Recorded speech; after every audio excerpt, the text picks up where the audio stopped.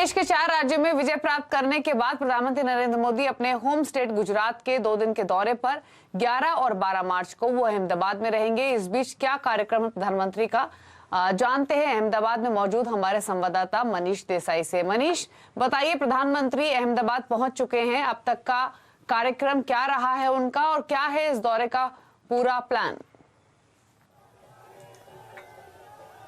बिल्कुल, देखिए, प्रधानमंत्री नरेंद्र मोदी जो है कुछ ही समय में यहाँ पर पहुंचेंगे। इस वक्त हमें जीएमडीसी ग्राउंड के बाहर, जहां पर पंचायत महासम्मेलन होना है, करीब 10,000 से ज़्यादा पंचायत से जुड़े ओहदेदार यहाँ पर हिस्सा लेंगे। मतलब समझिए कि उनके साथ में 10 से 15,000 समर्थक भी होंगे। तो कुल मिलाकर यहाँ पर जो आयोजन किया गया है 1 से 1.5 लाख लोगों के लिए किया गया है। सीधा संवाद करेंगे प्रधानमंत्री। आज सुबह जब प्रधानमंत्री अहमदाबाद एयरपोर्ट पर उतरे करीब 11 बजे, वहाँ से कमलम 10 किलोमीटर लंबा रोड शो था उनका और 3.5 से 4 लाख लोगों ने इसमें इनका अभिवादन किया है।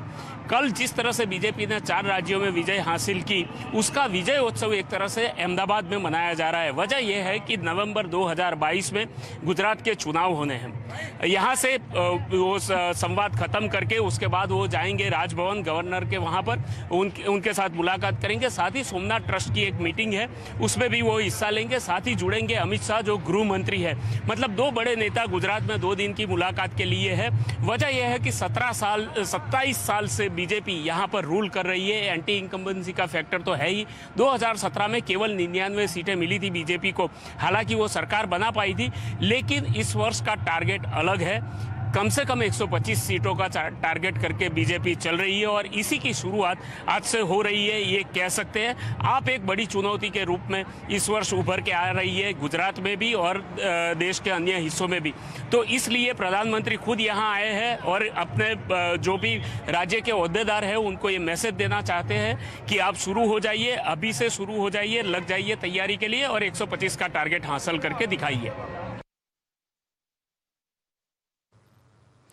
शुक्रिया आपका मनीष, डिटेल्स बताने के लिए। तो 2 दिन का जो पीएम मोदी का दौरा है गुजरात का, उससे जुड़ी तमाम डिटेल्स यहां पर शेयर करते हुए मनीष। लेकिन अब आगे बढ़ेंगे और टेलीकॉम जगत की हलचल क्या है वो जान लेते हैं। CNBC Awas and Salasar Techno Engineering present Telecom Update. और इस साल होने वाले 5G स्पेक्ट्रम ऑक्शन के लिए रिजर्व प्राइस में कटौती की जा सकती है। सूत्रों के मुताबिक ट्राई 5G स्पेक्ट्रम के लिए रिजर्व प्राइस 30 से 50% तक घटा सकता है।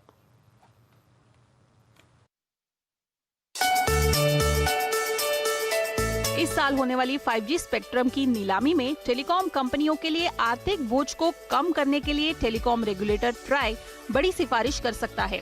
हमारे सूत्रों के मुताबिक 5G स्पेक्ट्रम ऑक्शन के लिए रिजर्व प्राइस को 50% तक घटाया जा सकता है। अगर ये सिफारिश अमल में लाई जाती है तो 100 मेगाहर्ट्ज 5G स्पेक्ट्रम के लिए टेलीकॉम कंपनियों को 24,600 से 34,440 करोड़ चुकाने पड़ेंगे, जबकि 2018 में तय किए गए रिजर्व प्राइस के हिसाब से ये रकम 49,200 करोड़ बनती है। जानकारों का मानना है कि पिछले सालों में टेलीकॉम सेक्टर की तस्वीर काफी बदल गई है। अब कंपटीशन कम है, इसलिए रिजर्व प्राइस घटाने की गुंजाइश और भी बढ़ जाती है। कंपनियों ने ये बार बार सरकार से कहा है और एनालिस्ट ने भी कई बार कहा है कि ये प्राइस जो है ये ठीक नहीं है। और खासकर अब क्योंकि हमारी मार्केट में कंपटीशन भी कम हो गया है, तो इस चीज को देखते हुए भी ये प्राइस को थोड़ा नहीं, काफी हाई माना गया था। और क्योंकि ये ऑक्शन ज्यादा दिन चलेगी भी नहीं। सूत्रों के मुताबिक इस महीने के आखिरी तक ट्राई 5G स्पेक्ट्रम नीलामी के लिए रिजर्व प्राइस से जुड़ी सिफारिशें सरकार को सौंप देगा। आपको बता दें, फिलहाल सरकार के पास करीब 60% 5G स्पेक्ट्रम बिना बिका पड़ा है। यही वजह है कि सरकार और ट्राई नीलामी की प्रक्रिया को पूरी तरह इंडस्ट्री फ्रेंडली बनाने की कोशिश कर रहे हैं। दीपाली नंदा, दिल्ली।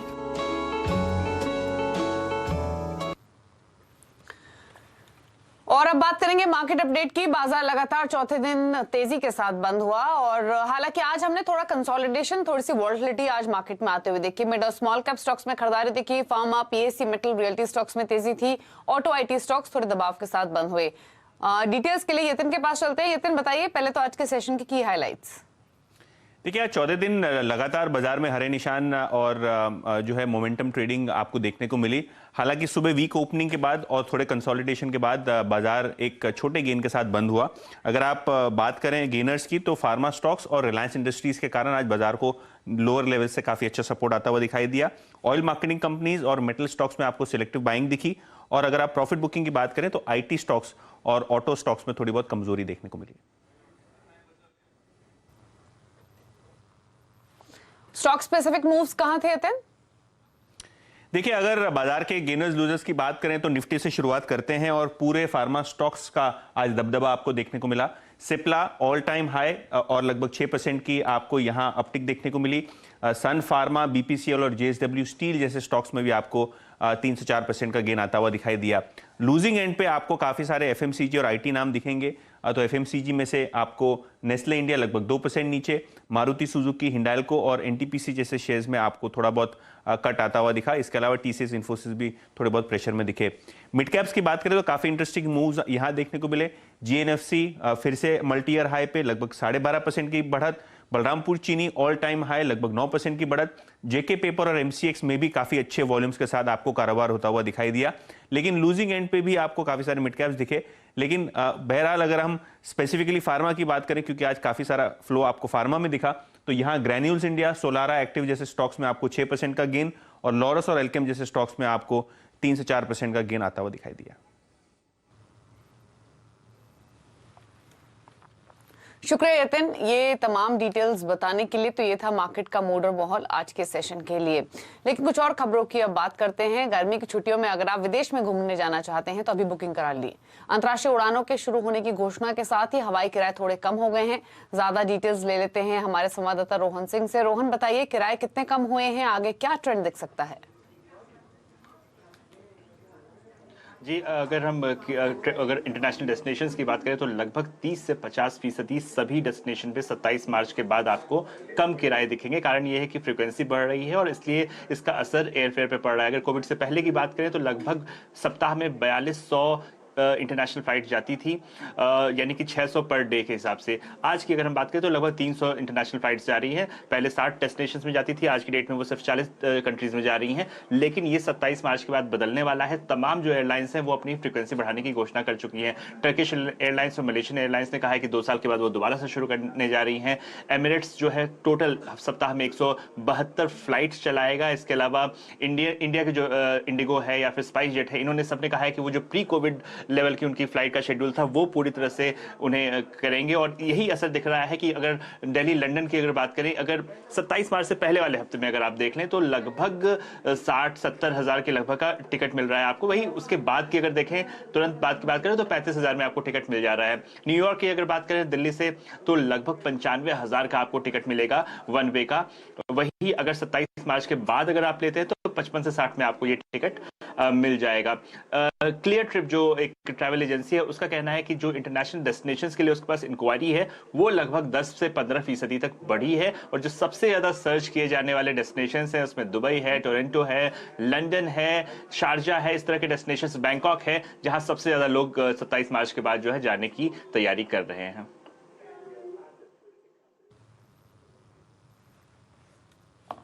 शुक्रिया रोहन आपका ये तमाम डिटेल्स बताने के लिए। तो अगर छुट्टियों की करनी है प्लानिंग तो हो जाइए अभी से शुरू। तो जैसे जैसे कोरोना का खतरा कम हो रहा है, लोग घूमने फिरने के लिए भी फिर से प्लानिंग करने लगे हैं। तो आप भी पीछे क्यों रहे?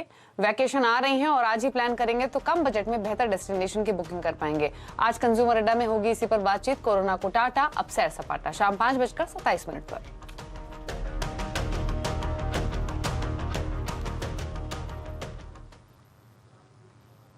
और सरकार छोटे और मझोले कारोबारियों के लिए कर्ज का रास्ता और आसान और सस्ता बनाने पर काम कर रही है। सूत्रों के मुताबिक इसके लिए जल्द ही क्रेडिट गारंटी फंड स्कीम में बदलाव का ऐलान होने वाला है। डिटेल्स के लिए बात करते हैं आलोक प्रियदर्शी से।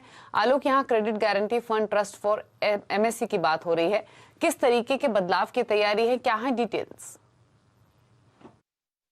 बिल्कुल, देखिए सरकार की तरफ से जो भी MSME सेक्टर को कोलेटरल फ्री लोन देने की व्यवस्था है, जिसे कि CGTMSE कहा जाता है, इसमें आने वाले दिनों में बड़े बदलाव हो सकते हैं। सीएनबीसी आवाज के सूत्रों से जानकारी मिली है कि इसमें जो पहला बदलाव होगा वो होगा गारंटी कवर को लेकर। खासतौर से अभी गारंटी कवर को लेकर कोई फिक्स क्राइटेरिया नहीं है, लेकिन जो हमें जानकारी मिली है उसमें 75% लोन को सरकार एक तरह से यूनिफॉर्म तरीके से कवर करने का ऐलान कर सकती है।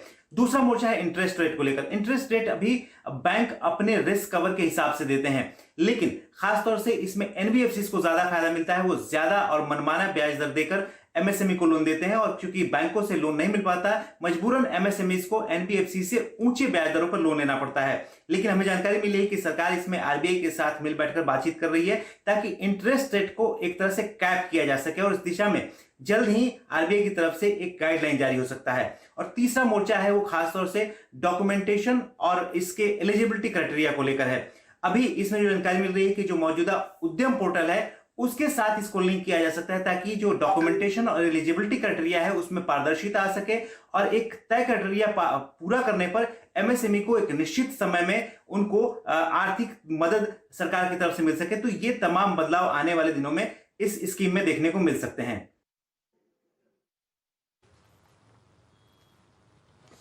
शुक्रिया आलोक आपका ये तमाम डिटेल्स बताने के लिए। चलिए रुक रहे हैं इसी के साथ एक ब्रेक के लिए, लौटेंगे तो कुछ और खबरें। आप देखते रहिए आवाज समाचार।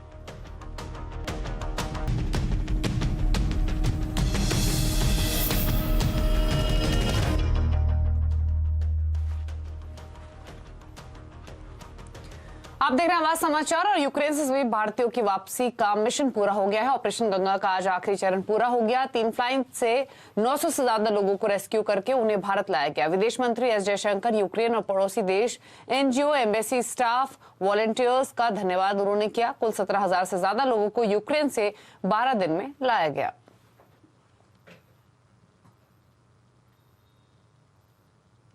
और आज महाराष्ट्र के डिप्टी सीएम और वित्त मंत्री अजीत पवार ने राज्य का बजट पेश किया। बजट में मुंबई में लता मंगेशकर के नाम पर म्यूजिक यूनिवर्सिटी खोलने का ऐलान किया गया है। इसके अलावा हर जिले में महिलाओं के लिए अस्पताल खोलने का प्रावधान किया गया है। राज्य सरकार ने सड़कों के लिए 15,700 करोड़ रुपए रखे गए हैं। राज्य में सीएनजी पर वैट को 13.5% से घटाकर 3% कर दिया गया है। सरकार 40 से ज्यादा उम्र के सरकारी कर्मचारियों का हेल्थ चेकअप कराएगी। नवी मुंबई में एक महाराष्ट्र भवन बनाया जाएगा। इसके अलावा कई लोक लुभावन ऐलान के अलावा अजीत पवार ने दावा किया कि महाराष्ट्र देश के पहले $1 ट्रिलियन इकोनॉमी बनाएगा।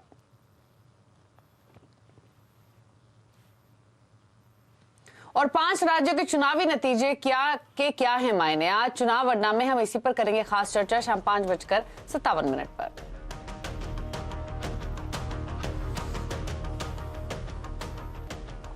और अब ट्रेन यात्रा के दौरान फिर से कंबल चादर मिलेंगे। रेलवे ने कोरोना के चलते मई 2020 में ट्रेनों के भीतर चादर, कंबल और पर्दों के इस्तेमाल पर पाबंदी लगा दी थी। अब तत्काल प्रभाव से यह आदेश वापस ले लिया गया है। रेलवे के नए निर्देशों के मुताबिक अब ट्रेनों में कोरोना से पहले की तरह ये सुविधाएं यात्रियों को मिलेंगी।